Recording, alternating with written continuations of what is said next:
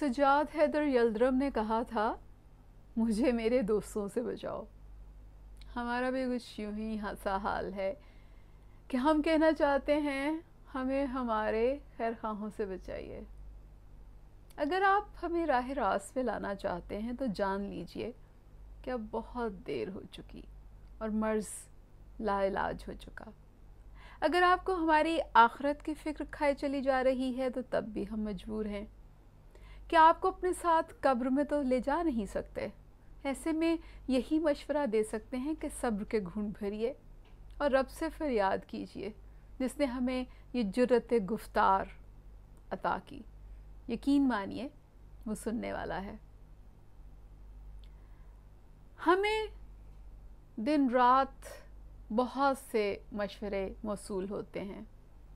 ہر دوسرے دن کوئی نہ کوئی ہمیں اپنی رائے سے ضرور نوازتا ہے،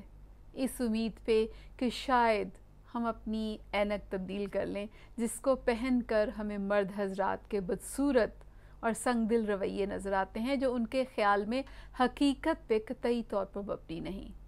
کچھ کے خیال میں نہ جانے ہماری نظر، دماغ اور سوچ اتنی متعصب کیوں ہے. ہمیں علم ہے کہ ہماری کڑوی کسیلی باتوں سے بہت سوں کو بہت تکلیف پہنچتی ہے. بیدسری سوچ کے مالک ضد ہوتے ہوئے محسوس کرتے ہیں کہ ان کا وہ مقام جو انہیں صدیوں سے عطا کیا گیا ہے اس میں دراڑیں ڈالنے کی کوشش کرتی ہوئی اس دیوانی کی زبان کو لگام ڈالنے کی ضرورت ہے. بالکل اسی طرح جیسے گھر میں پائی جانے والی عورت کی زباں قلم کر کے اور فرمانبردار عورت کا تمغہ پہنا کے اس فخر میں زندگی گزار لی جاتی ہے کہ ہم نے ان بیوقوفوں کو رہنے کے لیے چھت دی، تن ڈھانپنے کو نت نئے لباس، پیٹ بھرنے کو مرغن غذا اور گھر کی عزت کا تاج پہنایا. ایسا کرنے کے لیے ہم نے دن رات کام کیا، خون پسینہ بہایا، اور اگر ابھی بھی یہ ناشکری عورتیں احسان مند نہ ہوں تو لعنت ہو ان پر. ہماری مشکل یہ ہے کہ ہم چاروں طرف سے ایسی عورتوں کے نرغے میں گھرے ہیں جو ایک امید لیے ہماری طرف دیکھتی ہیں، اور اگر ہم منہ پھیرنا بھی چاہیں تو دامن پکڑ کر روک لیتی ہیں. ہم ان کہانیاں سنانے والی عورتوں کے درد کو آخر کیسے برداشت کریں؟ ہم معاشرے کو کیوں نہ بتائیں کہ گھر کی چار دیواری میں مقید عزت کا تاج پہنے یہ عورتیں وقت گزرنے کے ساتھ جیتی جاگتی انسان نہیں رہتی،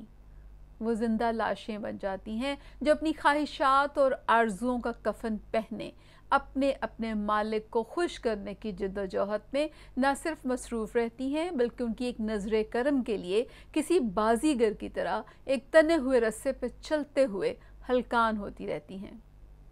ہم کیسے نہ لکھیں کہ باپ بھائی کے گھر سے لے کر شوہر اور بیٹے کے گھر تک عورت کا تعلق ہمیشہ مشروط رہتا ہے. ذرا زبان کھولی نہیں، اختیار کی چاہ رکھی نہیں کہ انہیں کنٹرول کرنے کی ضرورت کے تحت یا تو انہی جیسی ایک اور عورت کے ساتھ اکھاڑے میں اتار کے تماشا دیکھا جاتا ہے یا گھر سے بے دخلی کی تلوار لٹکا دی جاتی ہے.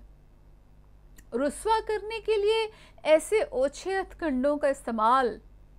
اور پھر بھی تنا ہوا سر، دامن پہ کوئی چھینٹ نہ خنجر پہ کوئی داغ. تم قتل کرو ہو یا کرامات کرو ہو. ہم یہ سوال کیوں نہ کریں کہ آپ یہ کیوں سمجھتے ہیں کہ عورت صرف ایک جسم کا نام ہے اور اس کا دنیا کے معاملات میں عمل دخل صرف اتنا ہونا چاہیے جتنا گھر کا مرد خوشی سے اجازت دے. گھر سے باہر زندگی کی دوڑ میں اگر وہ حصہ لینا چاہتی ہے تو مرد کی آشیرواد لیے بنا وہ ایسا کرنے کی مستحق نہیں. ایسے میں ہم یہ کیوں نہ پوچھیں کہ اختیار اور بے اختیاری کے اس کھیل میں اسے برابر کا موقع کیوں نہیں دیا جاتا؟ ہم سائنسی طریقے سے یہ کیوں نہ ثابت کریں کہ عورت اور مرد میں جنسی اعضاء کے علاوہ کوئی فرق ہے ہی نہیں؟ وہ صلاحیتیں جن پہ مرد جھوٹے فخر میں مبتلا ہو کر عورت کو ڈنڈے سے ہانکنے کی آرزو میں ہلکان ہوتا رہتا ہے، ان کی حقیقت سراب سے زیادہ کچھ نہیں. ہمارا کہنا یہ ہے کہ اگر مرد کو اپنی برتری ثابت کرنی ہے تو کیوں نہ ایک ایسا ماحول ترتیب دیا جائے جہاں مرد و عورت کی پرورش صنفی مساوات کی چھتری تلے ہوئی ہو، جہاں کمتری اور برتری کے اس منفی احساس کو زندگی کے پہلے دن سے دور رکھا جائے، جہاں فیصلہ کرنے کی آزادی دونوں کا نصیب ہو، جہاں بے خوفی اور اعتماد کا ہتھیار دونوں کو عطا ہو، جہاں صنف کی بنیاد پہ دھتکارنے کا عمل کسی کی زندگی کا حصہ نہ بنے، جہاں غذا، تعلیم، کیریئر، شادی اور جائیداد کے فیصلے جسمانی اعضاء کے فرق کی بنیاد پہ نہ کیے گئے ہوں، جہاں کسی ایک کو جینے کے لیے ہر وقت جنگ نہ لڑنی پڑتی ہو، جہاں کسی ایک کے رستے میں روایات کی آہنی دیواریں حائل نہ ہوں۔ دیہی علاقے کے رہائشی تو دور کا ڈھول ہیں، ہم تو مغربی یونیورسٹیوں سے فارغ التحصیل کو نہیں سمجھا سکتے کہ جب دو لوگوں کو مختلف طریقے سے پروان چڑھایا جائے تو ماحول اور رویے کس طرح سے عورت کی شخصیت کو مس کرتے ہیں۔ جب زندگی نے ایک طرح سے دونوں کے لیے ایک جیسے در کھولے ہی نہیں، دونوں کو یکساں مواقع ملے ہی نہیں، تو پرواز برابر کیسے ہو سکتی ہے؟ 0 پوائنٹ سے کہیں آگے کھڑے مرد حضرات کو کس بات کا زوم اور فخر؟ 0 لائن برابر رکھے بغیر اتنا غرور؟ عورت کو اتنا حقیر سمجھ کے ہم سے میانہ روی کا مظاہرہ کرنے کی فرمائش کرنے والوں سے ہمیں صرف یہی کہنا ہے کہ ہمیں عورت کو ریپ کرنے والوں، عورت کو آگ اور تیزاب میں جلانے والوں، عورت کو ناقص العقل سمجھنے والوں، عورت کو کاری کرنے والوں، عورت کو جسمانی، ذہنی اور جذباتی تشدد کا نشانہ بننے والوں سے قطعی کوئی ہمدردی نہیں۔